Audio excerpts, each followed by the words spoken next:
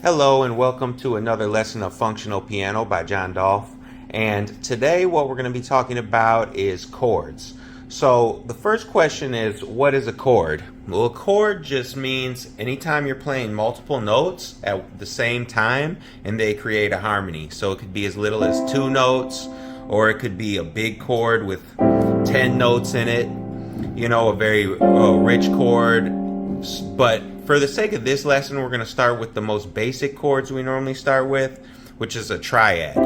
So that's when you're playing 3 notes like this at the same time. In a basic key, it just creates the harmony in traditional music. So first, let's reflect back to the lesson about keys for a second. So we know that when we're in a key, we have 7 steps, right? And all of these steps make up the notes of our diatonic key. That's what we call the scale. So like this here is the key of C major.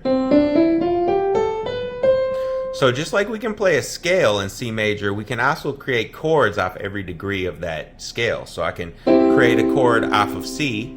I can create a chord off of D, E, F, and so forth, all the way through the key. Okay?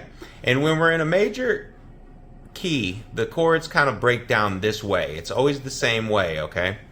What we're going to have is the first chord in a major key is always a major chord. So like in C major, we can call it 1 because this is the first degree of the scale. So I'm going to speak as this is 1, this is 2, 3, 4, 5, 6, 7.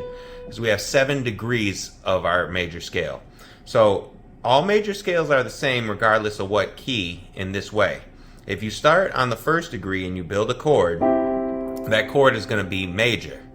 The second degree, if you build a chord off of the second degree of a scale, that will be minor. The third degree will be minor, create a minor chord as well. The fourth degree will be another major chord.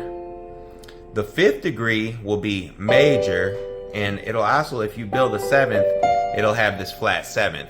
I'll get to that in a minute because that's important, but I'm going to move past it now and I'll come back to it. The 6th degree will be minor, and the 7th degree will be diminished. Okay? So this is the same for all keys. So it's major, minor, minor, major, major with the flat 7th, minor, and diminished. So it'll be the same regardless of the key. If I go to another key, like we'll just pick the key of F, for example.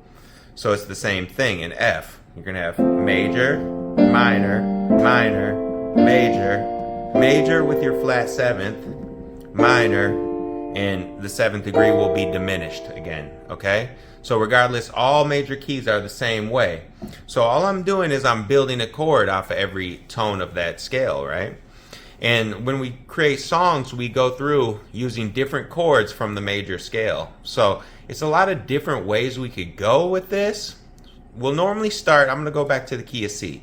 We'll normally start on the C chord. We'll start on the first degree in the key of C. That's most common. And then from there, there's a lot of places we could go.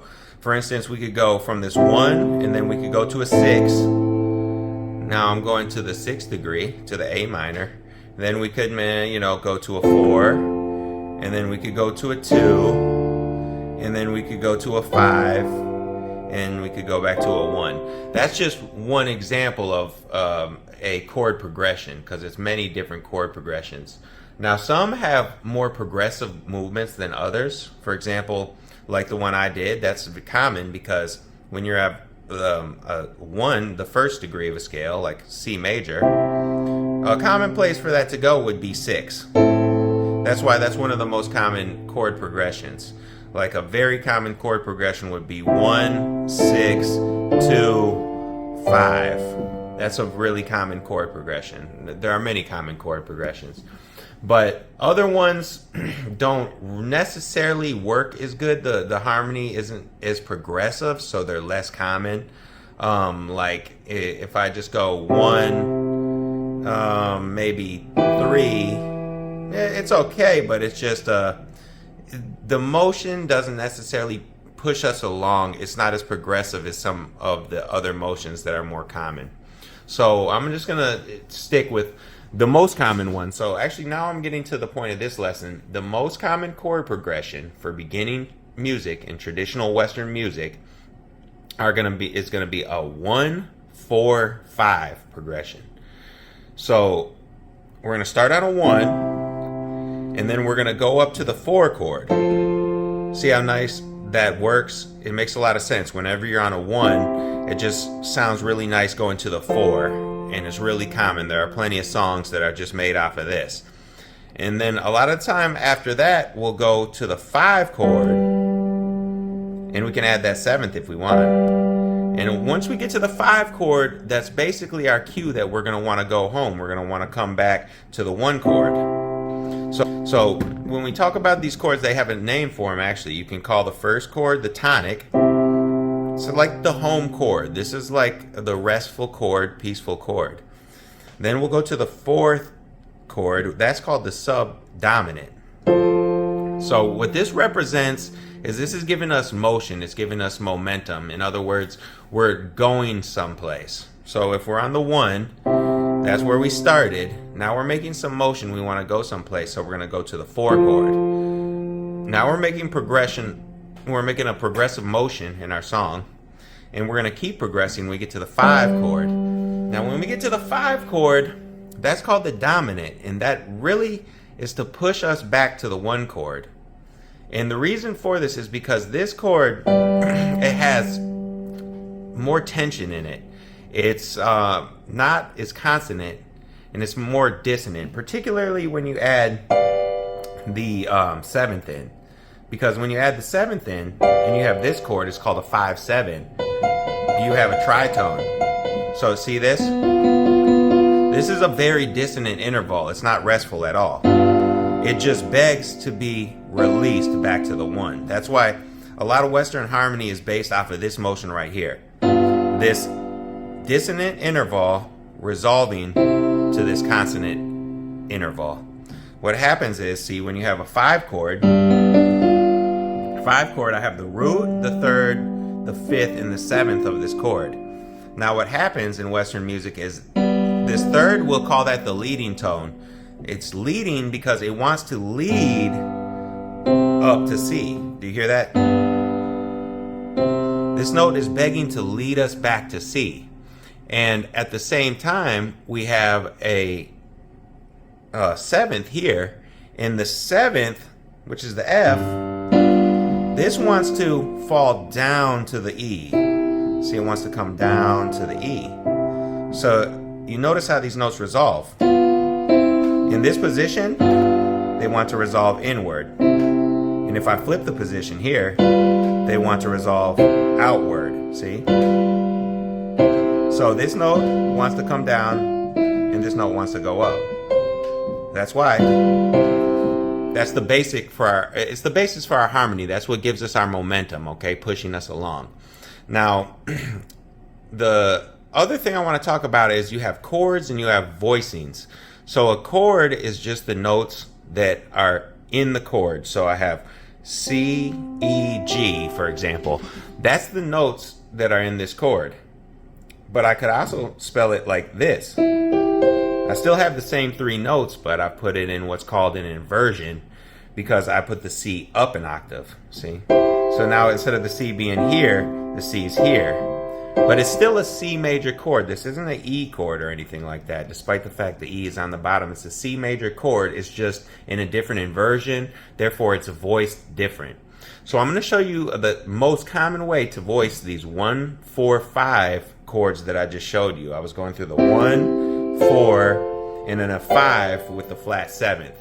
Because you can play plenty of songs in Western music with just these 3 chords alone. And if you want to get started playing some simple piano, these are the most important chords you want to know. But instead of playing them like this, I'm going to show you the alternate way to voice them in a way that makes it a little bit easier. So we're going to play our C major like this, just like we did before, same way. When we play the F, we're going to play this. So instead of going up here, instead of jumping from here and jumping all the way to here, what I'm doing is I'm keeping the common tone. I'm keeping the C. I'm going to keep the C because the C is in the C chord and the F as well. okay?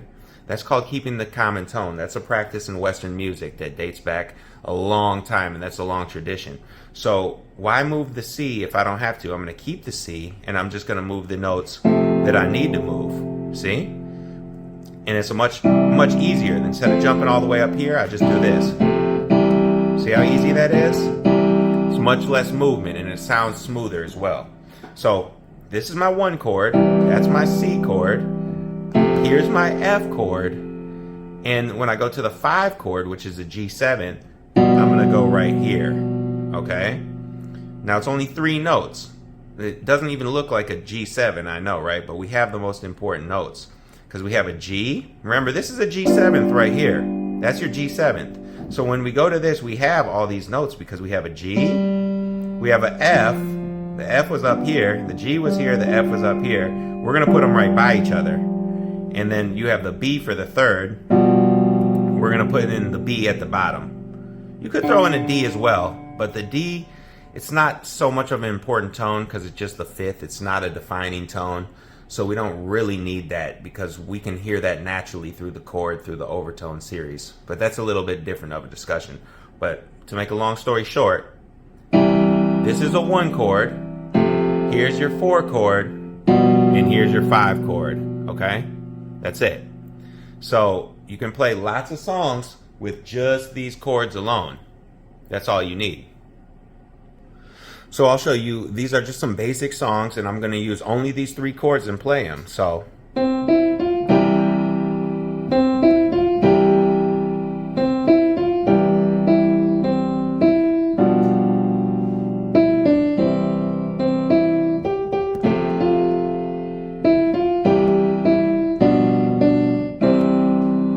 see? Because a lot of common songs like This Was When the Saints Come Marching In, and that really only is based around those 3 chords. Another song just using these 3 voicings I showed you.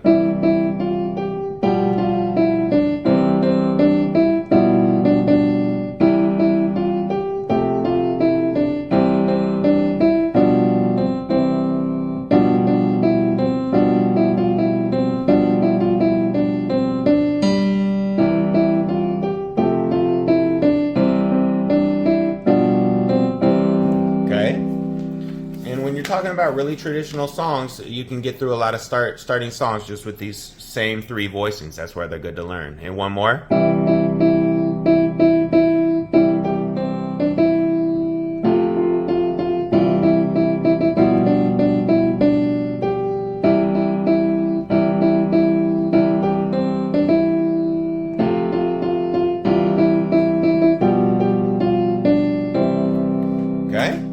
And that's it. Now when you change keys, you just want to change accordingly. So remember, again, this is the key of C right here. Here's my 1, 4, 5, 1. Now if I were to go to G, I would have to change these chords here. 1, 4, 5. See, notice I have the F sharp, so I have to adhere to that. And then back to 1, right?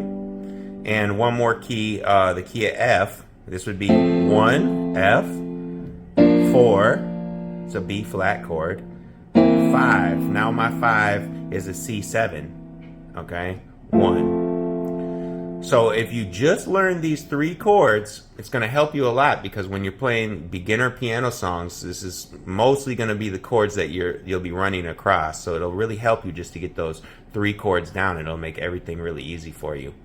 That's all for today. Good luck. And I'll see you guys next.